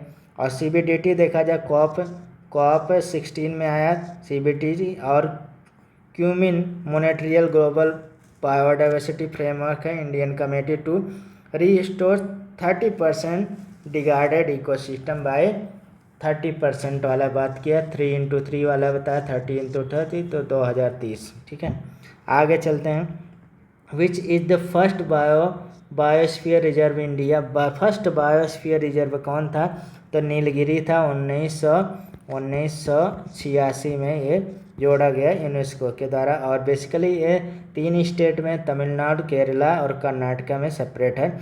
और Nilgiri tribal community receive benefit sharing fund under biodiversity act के तहत रिसीव करते हैं। नेक्स्ट क्वेश्चन है, विच यहाँ पे IUCN category give Asiatic lion. तो एसेटिक लायन इंडेंजर्ड में आता है, तो B ऑप्शन हो जाएगा। और बेसिकली देखा जाए इसका गिरी नेशनल पार्क है, और एक गुजरात में है गिर नेशनल पार्क, और एशियटिक लायन वहीं पे पाया जाता है। और 2024 में सेंसस हुआ था, 675 लगभग एशियटिक लायन थे। तो basically Kuno national park project for lion relocate still under review है भाई, कह सकते हैं, ठीक है। Which of the following is keystone species in western Ghat. तो की स्टोन स्पीसी कौन है, तो एलिफेंट वहाँ पर की स्टोन स्पीसी है। की स्टोन स्पीसी क्या होता है, यानी कि जिससे हम लोग रेगुलेट इंटायर इकोसिस्टम बैलेंस होता है, वो हट जाएगा तो इकोसिस्टम बैलेंस नहीं रहेगा, उसे हम लोग की स्टोन स्पीसी होता है। तो elephant despair seed and maintenance, forest ecology, pollination भी करता है, रेफ्लेसिया नाम का फ्लावर होता है उसका पॉलिनेशन भी करता है, बेसिकली एलिफेंट होता है, ठीक है। और Kerala launch elephant corridor project 2025 silent valley, जिसमें नीलगिरी नेशनल पार्क में कह सकते हैं। Which of the India first community reserve. तो इंडिया फर्स्ट कम्युनिटी रिजर्व कौन है, तो इसमें देखा जाए कुनोमा, यानी कि कुनोमा कहाँ है, नागालैंड में, नाम से लग रहा है कुनोमा। 1998 में first community lead biodiversity reserve. तो इसे एग्जाम यहाँ पे फर्स्ट कम्युनिटी लेड बायोडाइवर्सिटी बोलते हैं, बायोडाइवर्सिटी रिजर्व, ठीक है। यानी करंट अफेयर क्या हो जाएगा, government promoting eco tourism community reserve under green mission, जो ग्रीन मिशन है 2025 का है, तो इसे। नेक्स्ट आते हैं which species protect under operational Olivia. Operational Olivia क्या है, ओलिवा बेसिकली क्या कह सकते हैं, ओलिवा रेडली टर्टल होता है, और बेसिकली ये launch by Indian coastal guard के द्वारा लॉन्च किया गया उड़ीसा कोस्टल गार्ड में, उड़ीसा कोस्टल गार्ड। और रिकॉर्ड देखा जाए 6 लाख टर्टल यहाँ पे नेस्टेड है एट। ये देखा जाए हाईएस्ट जो है बेसिकली कह सकते हैं गहिरमाथा कोस्ट है, हाईएस्ट 20 ईयर। और फिर देखा जाए ये बहुत फेमस क्वेश्चन, इकोलॉजिकल नीच किसे बोला जाता है। तो नीच क्या होता है, नीच क्या होता है, रोल प्ले करता है played by A स्पीसी in ecosystem, ठीक है। ये तो इसमें नेम किसने दिया था ये पूछा जा रहा है, तो सी इल्टन ने दिया था नीच का नाम, ठीक है। नेक्स्ट आते हैं विच is the largest mangrove forest in the world. तो लार्जेस्ट मैंग्रोव फॉरेस्ट कौन है, सो सुंदरबन है लार्जेस्ट मैंग्रोव। और सुंदरबन कहाँ पे है, शेयर करता है इंडिया और बांग्लादेश, दोनों देश में यूनेस्को वर्ल्ड हेरिटेज में आता है, ठीक है। तो आगे चलते हैं next, which global index measure biodiversity intactness. तो इसमें क्या हो जाएगा, biodiversity intactness living planet index हो जाएगा। तो मेजर यहाँ vertebrate species, global wildlife production decline 69 since 1970 कह सकते हैं। Which Indian law recognise community forest right, community forest right, तो बेसिकली फॉरेस्ट राइट एक्ट 2006 है। अब इसमें देखा forest right act implementation boosted in Chhattisgarh Orissa 2025 में किया, giving legal forest right to 2 lakh tribal family, ऐसा 2000 कह सकते हैं 25 में, ठीक है, छत्तीसगढ़ एंड उड़ीसा। नेक्स्ट आते हैं, अब देखा जाए नेक्स्ट तो है नहीं, थैंक यू फॉर वाचिंग कह सकते हैं, ठीक है। हमने यहाँ पे देखा जाए 114 क्वेश्चन डिस्कस किया, जो हमने पिछले मतलब वीक में जितना भी टॉपिक लिया लगभग जो कॉमन क्वेश्चन है, और यहाँ पे कुछ करंट का भी बातें हमने रखा। तो थैंक यू फॉर वाचिंग। अब हम नेक्स्ट स्टार्ट करेंगे नेक्स्ट वीक में, और कल तो करंट अफेयर का रहेगा संडे को, ठीक है। Thank you very much.